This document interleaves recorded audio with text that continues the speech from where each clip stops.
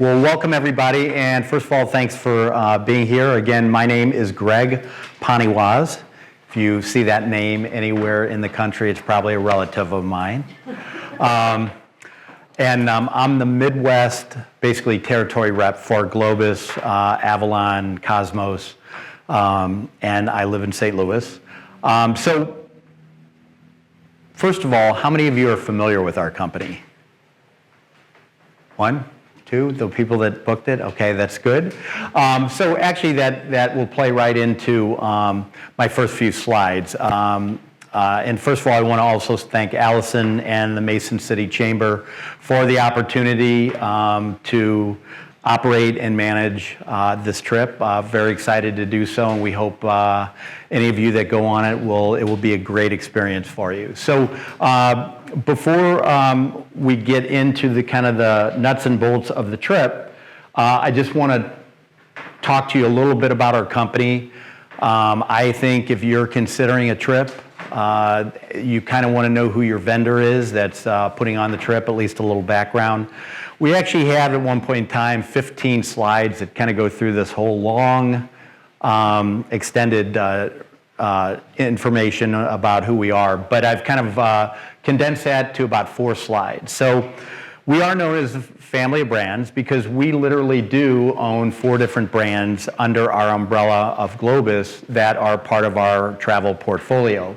Globus is our signature travel tours. They tend to be very inclusive, and they work well more in Western Europe, North America, more structured, a lot more inclusions. Our Cosmos brand, which is what the Russia trip is actually, it's pretty interesting, but for being a what we call our value brand, which is our most popular brand to Europe, it actually still has a lot of structure to it. There's a lot of inclusions, there's a lot of touring, but the way we've presented the program is it still has some leisure time in it, and it's actually done really well. Some of our Cosmos brands, they tend to be on the go every other night, or every night you're jumping a new city or whatever. This one, as you'll see, it has some time in each of the cities to really get an opportunity to know it. We also own Avalon Waterways. We're one of the few companies that owns our own river cruise line. Anybody familiar with Avalon by chance? Oh, no. We got to work on our marketing somewhere along the line here. All right, I hate to say this, but anybody familiar with Viking? Yeah. Of course you are, right? Everybody watches PBS. So that is one of our competitors. And anyway, but we own our own cruise line, so we have 18 ships, 45 itineraries, 450 departures that I have access to. So if down the road you guys want to do a river cruise, you're interested, I'd be more than happy to help you out. We also own Monograms. It's more of an independent type travel. It doesn't necessarily work as well with groups, but that is our 4th brand. So Cosmos brand, again, what it is it's our most popular tours to Europe.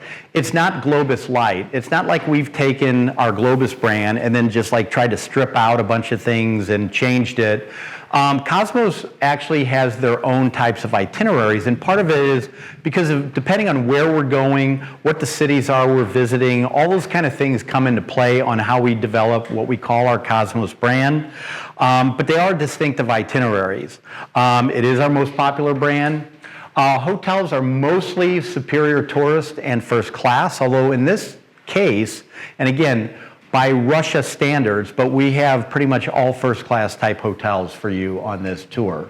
There tends to be more leisure time, but when we get to a place like Russia, we have structured enough. There's a lot of included touring in there, as much or more than any typical Globus tour that we do, as well as the same thing with the meals. You get a great breakfast every day. We actually have 3 lunches included on this, as well as 4 dinners. So we do a decent job on the all the included meals. And when those occasions ask for it, we still include what we call our VIP entrance. Like if you were going to the Coliseum and you see that line of people that snake around for 3 blocks, we avoid that and go into a special line to get in there a lot quicker. We have been in the business for 91 years, so I take one slide and kind of encapsulate our 91 years. In the upper left-hand corner here, that is Lake Lugano. That is Lugano, Switzerland. So that is actually where our company was born. We were born in Switzerland. A gentleman by the name of Antonio Montagazza, good Italian, created our company. He saw a need for people getting across Lake Lugano, so he started a little water taxi business. Eventually figured out that he might have more ability to expand if he went on the land, and so he started the coach tours. And these are actually all actual pictures of our coach tours. This is back in the 30s and 40s. Down in the lower left is 60s, 70s-ish, and in the lower right-hand corner are 21st century coaches. And kind of the same way that we have evolved with our coaches, so have we as a company. Always trying to get better, always trying to be on the cutting edge, come up with the best ways to give you creative itineraries at the best price we can. We have 50 offices around the world, and that's a kind of a good thing to know just in this day and age. I mean, we have offices, whether it's Paris, London, Munich, etc., that we have coverage all over the world. My main office is in Littleton, Colorado. Even though I live in St. Louis, that's who I report out of. Over 5,000 part-time and full-time employees. We carry about 500,000 passengers per year. And even though none of you have heard of us before, if you ever do some research, I hope, or talk to somebody, I hope that you will hear good things about us, because we really do have an excellent reputation within the industry. So as you probably figure in the back of your mind, it takes a long time at times to work and get these trips set up. But we also know from your standpoint, that's all good and well. You guys take care of all the details. What we want to make sure of is that our trip is a good one. And I know Lloyd was talking about the tour guide on the Egypt program that you guys did. I am very confident that you will have a great guide on your program. We take that with the utmost importance, that we know that is what's going to help make or break your trip, right? This person, he or she is going to be with you from the start to the end. They need to know all about where you're going, not only just some of the logistics, but also some of the historical things to make your experience great. So our guides are always going to be local to the destination. They'll either have been born there or live there. They are going to be professional. We don't bring people out of our offices to go lead trips. These are professional tour guides. It's what they pretty much do for a living. I like to use the term seasoned. I don't think you'll ever find a tour guide of ours that looks like they just came out of college, right? Because that's not what we want. We want people who are in the industry, they've proven themselves, and we want them to know that it's a pleasure for them to work for us, and they have to meet the certain criteria that we bring up. They're passionate about what they do. It's not about just knowing facts, it's about being interested in talking about the history, the architecture, etc. And they're backed by the Globus name. You know, every once in a while if something comes up, it's great to have a company like Globus that is worldwide known, that they can use as far as making sure that they keep things on track. The 4,310 and 20, every year we get about 4,000 resumes in of people who want to be guides for us. Of that, depending on the locations, depending on the need, all around those 50 offices, we may do about 300 interviews. And out of that, we may hire somewhere between 10 to 20 guides that kind of get implemented into our system and start working on our trips. We're one of the few companies that does have their own little training program for the guides. We don't just throw them out there on day one. We make sure that they kind of get to know what they're going to be doing and are familiar with their territories. So just real quick, just want to let you know again, one of the things I love about this program is the fact that except for Tver, which is more of an overnight, you spend multiple nights in each city, right? You're going to get a chance to see it. You're going to get a chance to do some of the structured touring where we take you inside and take you do panoramics and inside tours of things. And then you'll also have some free time that you can also explore on your own as needed. We start in Moscow, work our way up to Tver, up through Novgorod, and up to St. Petersburg, okay? One small change we did have is we are not doing the Sergev Posad, okay? We were gonna go there to see a monastery. It just kind of came out because we just launched our 2020 project. We're not doing that. We're still keeping in basically the Doll Museum, which was the other part of that, and we've added an indoor market in Moscow as well. So we kind of had to flip-flop. I'm not sure exactly what the reason is. Sometimes it may be that the monastery isn't doing tours. It may be that it's going to be closed during that time. I'm not exactly sure, but just want to kind of be upfront with you guys about that. Day 3. What's that? It's on day 3. Yeah, day 3, correct. I know some of the people are going to be taking flights not out of necessarily Minneapolis, St. Paul, but we will have a group going out of Minneapolis, St. Paul. Any of you that know that have traveled before know that you do the overnight flights. So you arrive the next morning in Moscow. Okay, or the next day, I should say, depending on how the flights get in. But most of flights into Europe are going to arrive somewhere in that mid-morning. It could be later since you're kind of on the eastern side of Europe. So you'll arrive, you'll be met by a Globus rep who will take you to your hotel. You're going to meet, your tour guide will be there, but we really, because the flights all come in at different times, depending on where people are coming from, we don't really do anything structured this day. But I always like to just throw in just a few little items, just to kind of give you some, let's think about this.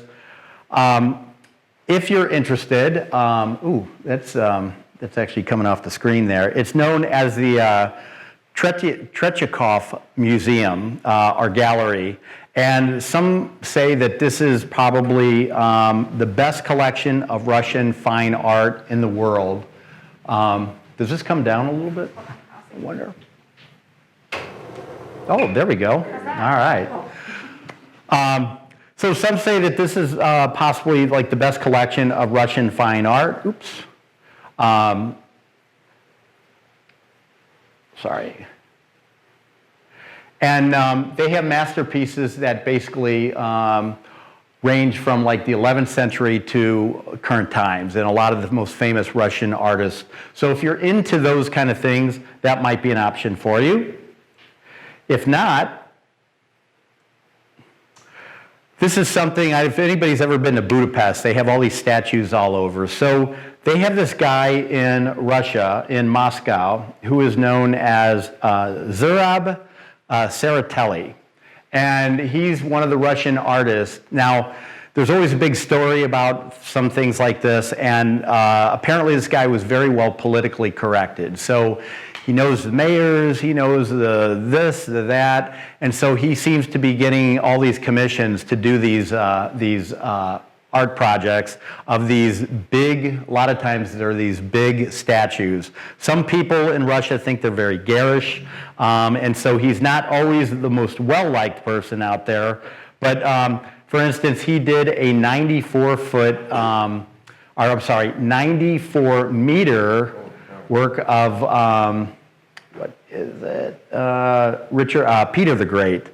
So, and he's got all these different things. He actually also has a little museum here as well. So again, these are just ideas that if you come in, and again, I always love when you go into a foreign country, the idea of like sitting around and kind of like waiting for things to happen. If you want, at least get out, walk, see if you can find a couple of his statues. He's very well known in Moscow. If you're looking for something maybe a little different, everyone, hopefully, do you know what borscht is? Everybody had that? I think it's delicious. I'm a big fan of it. So there'll be, lots of restaurants out there, but if you're looking again for something to do, they actually have this big shopping center right in downtown Moscow, and it's called GUM.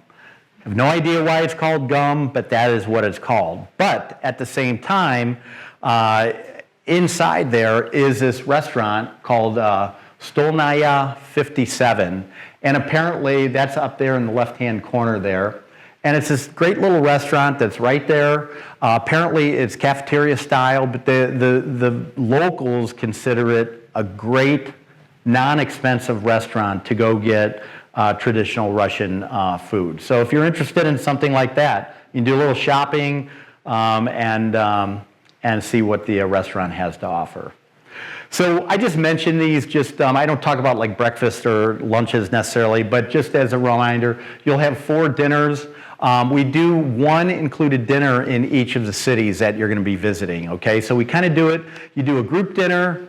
A lot of times it's to make you feel comfortable, but then with the idea that if we're in there a second or third night, you can go the other nights and you can maybe explore a little bit. And again, if you've done trips like this before, always know that your tour director can give you a lot of great hints on where to go, what to see, what to do. So use that person as much as you need to. That's what they're there for. So we stay in Moscow for the next couple of days, and we do a decent amount of touring. We go to the Kremlin, right, which is basically the fortified complex in the center of Moscow. And again, this has been around for a while. You have St. Basil's Cathedral, you have Red Square, you have all these important things that are going to be right down there. And so you're going to do some touring to kind of see all those iconic features. You'll visit the Kremlin Armory. This is one of the oldest museums in Moscow. Obviously, it used to be an armory, and in the old days, from a standpoint of it would hold, a lot of the arsenal, a lot of the munitions and the guns and all those kind of things back in the 1500s. But since 1851, it has now been a museum. So it's one of the older museums in Russia. And again, this is an inside visit where you get to go in and kind of not just do a panoramic thing, but to go in and kind of hear about it and learn about it. Okay? You see Red Square, right? And you see St. Basil's Cathedral with those iconic red onion domes, which you're going to see all over the place. And again, it's just beautiful when you see some of these things. It's funny because you think of Russia and you think kind of the communists, you think the kind of gone through a lot of hard times, but it's interesting when you look at a lot of these structures, the amount of workmanship and the quality that goes into a lot of these buildings. Again, here's Red Square. The metro stations. I was telling Lloyd, I think earlier, or Allison, I was actually in Russia about 21 years ago. We adopted our son from there, and from a town called Saratov. And it's funny, but I didn't necessarily remember it until I was doing my pictures of we had a guide, a local guide, and they took us down to these metro stations. And it is wild. I mean, this is basically the subway, and it looks like I don't know if anybody's familiar with the Fox Theater in St. Louis, but that's what it looks like. One of these, beautiful, it's chandeliers, there's marble and granite, and this is where people get on and off the subways. I mean, it's really kind of a wild thing that's what they do. There's artwork down there and all kinds of things. So they actually take you down there so you get an idea of it. And it's a lot, I know the picture looks great, but it's a lot more impressive in person. And lastly, one of the things we do, the Danilovsky Market. So anybody who's ever been to a market, these are always a kick, right? You go and you see the local food, the local wares. There might be somebody that's going to be there. They're going to be offering samples, or they'll be selling food and things for you to taste. And obviously, when you go into other parts of the world, you see some of the different things, whether it's the food or the way things are prepared or whatever, and it's always kind of a kick. So you get a chance to do that as well. And that's still on the first day, or is that? You'll have to follow along here. What I've kind of done is I've kind of just encapsulated by each day, but I think almost all of that is done on the first day. Yeah, or the second day, I should say. First day is your arrival day. Yeah. And then the next day is the one where one of the main things we're going to do is, and I think it's Matryoshka Museum. And again, this is the infamous, hopefully you guys are familiar with this, the infamous dowel, those Russian dowels where you have one that's this big and then you open it up and there's another one and another one. And there's all kinds of great statistics about these. About some of them, there may only be 10 of them. And then another one you can do where you can do, and there's 25 or 30 of them. And some of them are real big and they get down to about like this. And then you get some of them where like at the end, it's like, you know, a half an inch or a 3/4 of an inch tall. So you get to go do that. And it's kind of a hands-on experience thing, but again, this is one of the icons of Russia. So we spend, like I said, 3 nights in Moscow, which is really cool. We do have a couple of days, sometimes as you know, whenever you're going from one place to another, you just have to get there, right? And in order to get there, sometimes you have to travel. This is one of those things. So what we try to do as Globus is we don't want to necessarily just make it a travel day. We want to make it a day that's going to be something that's neat for you. So we're going to head from Moscow to Tver, is the way I believe it's pronounced, at least according to Google. But we're going to stop in the city of Klin. So we stopped there, and one of the things that they're known for in Klin is their Christmas decorations. And they actually have like a little museum where you stop. You'll get to see their Christmas decorations, as well as you do, again, a little hands-on thing where you can actually kind of work the same way they do to do a painting demonstration for their Christmas decorations. And you also stop in, anybody hopefully is familiar with Tchaikovsky, the famous composer. So this is kind of where he lived. You get to go inside and see where he spent some of his days and where he wrote his most famous symphony. It's called Symphony No. 6. And so you'll get to do an inside tour of that as well. And I also just mentioned there, just at the bottom, traditionally, we don't necessarily do a lot of included lunches, but in this case, we actually have 3 included, and this is one of the days. So again, what they do is they break up the day, allow you to go and kind of explore in this city as well. You do a couple of inside tours as well as having lunch. So we finally make our way to Tver. And this is one night where, again, we're only there. This is the only time we're there in the city one night. And it is more of an overnight stop. We're actually trying to get up to Novgorod and on to St. Petersburg, but this is a good stopping point. So we stop here. We do a group dinner. We don't spend a lot of time there, but there will be an opportunity, depending on when we get in, for you to do a little exploring on your own. So the next day, we leave out of Tver. And we're heading towards Novgorod, and but we stop again in a place called Torshik. So Torshik is a town about 47,000 people. It's actually really pretty, and I grabbed a couple of pictures. This is one, and another one too, just kind of give you an idea of the kind of the rural area around Torshik. But we're going to stop in and we're going to visit what they're known for here, which is an embroidery, kind of they're known for their embroidery. So we see a lot of the embroidery that they're famous for. It's the artwork, it's the insignias, kind of the royal clothing. They do a lot of those things here, and so we make a stop. And we visit, it's called the Valde-Iversky Monastery. So I know we took the one out in Pozad, but we have another one here for you. This is situated on an island. And beautiful, again, you have the onion towers. You get to go in, you do an inside tour. All these buildings are just gorgeous.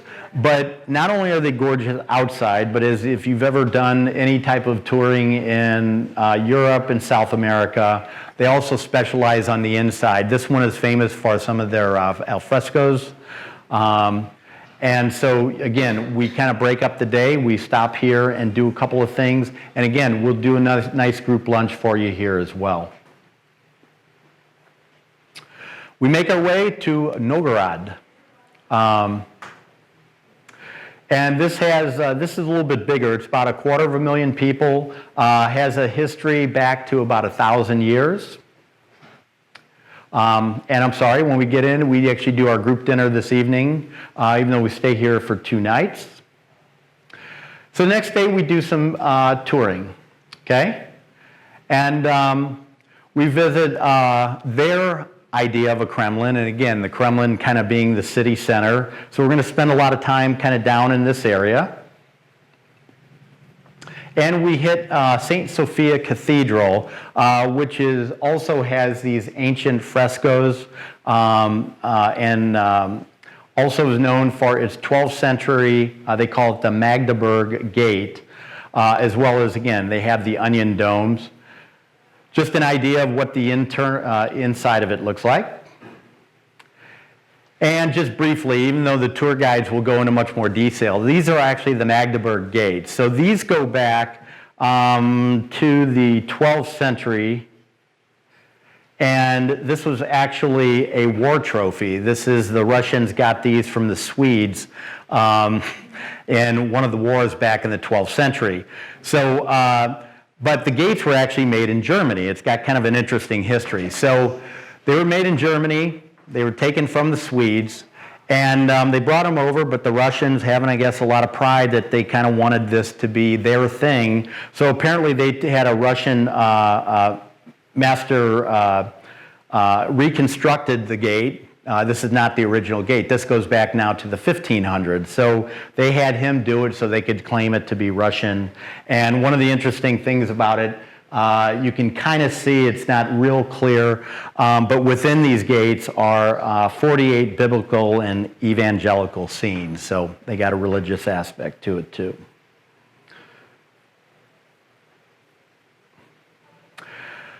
Another cool thing, the only other time I've seen this on a tour was in Scandinavia, but you're going to visit in Novgorod, is this open air architectural museum. And basically, there was a guy who decided to take a lot of these wood structured houses that were kind of known around this area, but a lot of them were starting to go away. And he actually constructed an open air museum. So you get to go see these. Some of these were actually, a lot of these were brought from other villages and other towns and brought into this area to help create this item. So it's not just about the housing though, so they make it kind of an event type thing. You're going to have, locals doing in costume and locals in, doing maybe local dances and reenactments and all those kind of things. They make it a really neat thing. They also recently added a little bit of a animal aspect to it. So there's like horses there and things you can see. And then I just also grabbed a couple of pictures to kind of show you, you get to look inside these houses, go inside to kind of show you the housing of how it used to be kind of in the old time Russia. But we're not quite done. So we also visit St. George's Cathedral, which dates back to the 1100s and is perceived to be one of those triumphs of artistry over stone, just because of its beautiful appearance. Inside, I just grabbed an example. This is a closer view of what the outside looks like. Again, they do the frescoes. There's only a few of those that survived way, way back. And so in the lower left-hand corner, you see an example of that. Those are inside. But then what they did around the 1900s is somebody went back over and repainted those, most of them. So you have kind of an updated painting on most of them, but they also kept some of the original ones. These go back to the 12th century, the one in the lower left. So we make our way to St. Petersburg, and we have our last group dinner, right? So we kind of get you going together, get you into the town, make you feel comfortable, do a little dinner, and then we know that the next few nights you can do your own thing as far as that goes. So we actually spend 4 days, 3 nights in St. Petersburg. The first night you kind of have your dinner. The next 2 days we do some touring, and we also do some leisure time as well. You see some of the iconic sites again of St. Petersburg, the Peterhof Palace, which is basically, it's kind of interesting. So anybody, depending on where you've been, if anybody's been to France, anybody know what this looks like? Exactly, right. So this is Russia's answer to Versailles, right? So they saw Versailles, somebody came back and said, we got to do that. So they built this. You'll get a chance to see these. Now these I think are more panoramic, just kind of give you an idea. And then when you have a free day, if you want to go back to some of these things, you can. So this actually looks like St. Basil Cathedral, but it's not. This is the Church of the Savior of Spilled Blood. Interesting thing about this is, does anybody know how old this is? It's only 100 years old. This is actually a very new structure that they did to kind of make it look very old, but it is the iconic, one of the iconic sites in downtown St. Petersburg. You see St. Isaac Square, again, one of these great public squares. You'll learn about all the things that have happened there. One of the more, even though this is not as old, the most important thing, oh wait, sorry, it's the next one. Oops. So this is St. Peter's Square. And this is where, again, you're going to have all the different iconic sites that kind of go all the way around it. Actually, I have one more slide to go to. And this is where you'll see the Peter and Paul Fortress and the cathedral. So you're going to see two different things here. One is the cathedral that was built. St. Petersburg is actually not nearly as old. You might think of some of the Russian cities and going back 1,000 years. St. Petersburg is relatively new. It actually was not like created until like the 1700s. I mean, it existed, but not as it does as St. Petersburg today. So this is one of the oldest landmarks in St. Petersburg that was built in the 1700s. Again, just look at the unbelievable interior of this that you will get to see. As well as along with it is the fortress and this was not related to the cathedral, but it's right next to the cathedral. And this obviously was more of a jail and a place where they like kept political prisoners and kept a whole bunch of people. They kind of turned it into a jail, and then they turned it into a museum. So you get to see those two things.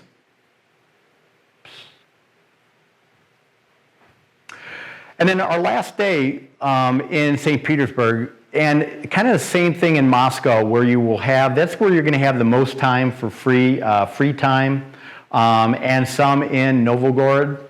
But we offer these optional tours. I'm not listing all of them now just because it's pretty early. But as an example, like the Hermitage Museum, it is supposedly not only one of the oldest, but if not the oldest, but one of the must-see type museums in the world. So if you're interested in anything that talks about, these are now getting into the great artists beyond Russia, the Monets, the Da Vinci's, all of those types of artists, the Van Goghs, anything that you want to see, this is supposedly the place to go. So we offer this as an optional.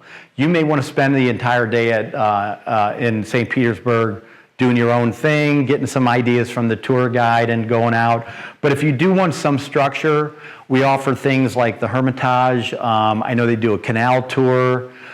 These will be, as we get on the other side of 2020, we get into January, that's when they kind of will set those up. So you can go back, you can go online and look, or when you do, we do a little document thing about 3 weeks out, you get your documents, they'll all be in there as well. So whichever you want to do, but we do offer those. I don't go through all of them, but I just want to let you know that if that's what you're looking for, that's a possibility. So you spend your last night in St. Petersburg, you get up the next day, you have breakfast, and you unfortunately have to fly home. So just a couple of little details, more the housekeeping, administrative things. As you saw on your flyers, the double occupancy price is $41.88. That is land and air. Single supplement, you add in the $480 per person. This is all related to the group air out of Minneapolis, St. Paul. If any of you are flying out of somewhere else, we'll take the air out and we kind of work with you on an individual basis. Anybody that purchases air through us, you get the international transfers to and from the airport. All the sightseeing that's identified in the itinerary, hotels listed here. The meals, buffet breakfast daily, 3 lunches, and 4 dinners. Couple of very small things. Even if you're considering the trip, make sure that you double check your passport so that it's April, what is the last date? May 3rd. You want your passport to be expired no earlier than 6 months after May 3rd, okay? And I know it's early because you haven't even necessarily decided if you want to go on the trip, but always know that just for anywhere you're traveling. You will need to provide emergency contact information when you sign up. And I only say that because it helps Allison so that she doesn't have to work with us to be chasing that all down. So just make sure you do that.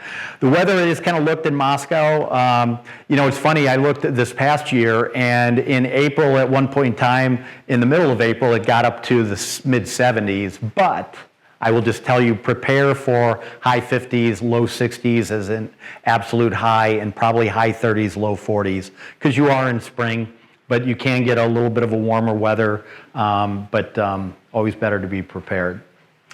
Just briefly looking in at your hotels. Again, I know that normally if you consider a Holiday Inn here in the United States, you may not consider that a first-class hotel, but they're kind of structured a little bit differently in Europe and especially in Russia. So, but this is a designation that they have. I think you'll be fine with all these hotels. They all look very nice to me. The Osnabrück in Tver. In Novgorod, it's the Park Inn. And in St. Petersburg, it's the Courtyard by Marriott.